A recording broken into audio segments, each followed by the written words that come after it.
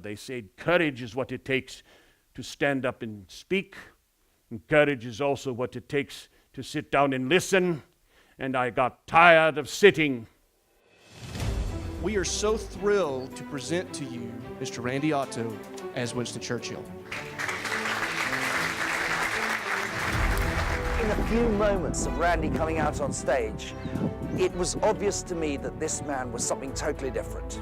Battlefields are the punctuation marks of history, and not just world history, your history. What battlefield are you on today? Randy doesn't try to portray my great-grandfather. Randy absolutely embodies Winston Churchill completely. I have nothing to offer but blood, toil, tears, and sweat. You ask, what is our aim? I can say it in one word. It is victory. Victory at all costs. Victory in spite of all terror. Victory, no matter how long and hard the road may be. For without victory, there can be no survival. Winston Churchill once said, "The British people are unique in this respect, in that they love to be told how bad things are.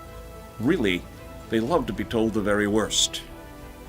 So armed with that truth and Churchill's indefatigable optimism, the British people believed and became one. Churchill's message is clear to 21st century leaders in companies and associations. Trust your people with the truth, and they will trust in your leadership. 20th century leadership principles for 21st century leaders. Have a clear vision in everything that you do, because it drives every strategy. Touch the troops. I flew over 1 million miles. During the war, I visited Stalin many times, Franklin Roosevelt. I had to be face to face. You cannot lead from a bunker. You must touch the troops. Turn details into action. Action this day. Can you believe it? Winston Churchill using a pointer. I like this. This is 21st century. You get to ask Winston. Well, aren't you a bright, shiny penny? How did I feel about getting voted out of office at the end of the war? Well, why? Well, first of all, I'll tell you what my wife suggested. She said, "Winston, perhaps this is a blessing in disguise." And I retorted by saying, "If it is a blessing, it is very effectively disguised." I'm 143 years old. Not bad for 143. What do you think?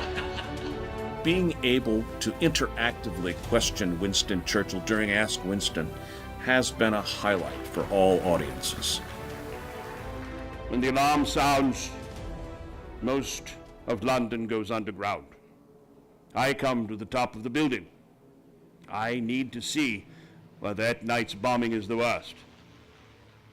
When the all clear mercifully sounds, my car and I go to the worst of it for that evening. That is why I am here. One can't lead from a bunker. One must share in the misery of their constituents. Let us therefore brace ourselves to our duty, and so bear ourselves. The British Empire and her Commonwealth should last for 1,000 years. Men shall still say, this was their finest hour. Lady Nancy Astor, the very first female member of Parliament, tall, beautiful blonde woman, rose majestically, interrupted me, saying, "Mr. Churchill, if I were your wife, I should put poison in your tea." To which I responded as I rose meekly and abjectly, and I said, "My dear Lady Nancy, if I were your husband, I would have to drink that tea."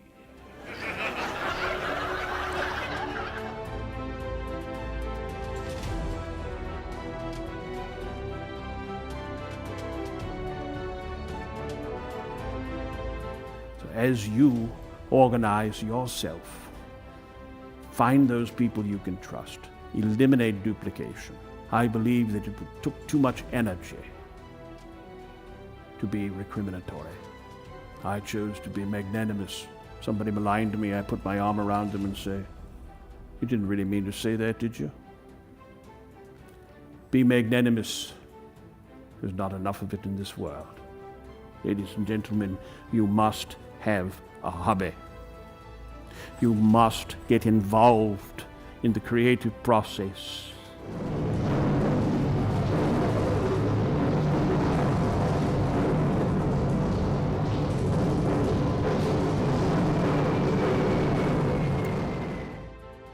You see, I am an optimist. I simply cannot see any other way to be. The pessimist sees the difficulty in every opportunity, but the optimist sees the opportunity in every difficulty. I have never accepted what many people have kindly said about me, that I inspired a nation, I inspired a world. Now it was their courage, their fortitude, their backbone that brought us through. It was the race and the people dwelling round the globe that had the lion's heart. And I had the luck to be called upon to give the roar.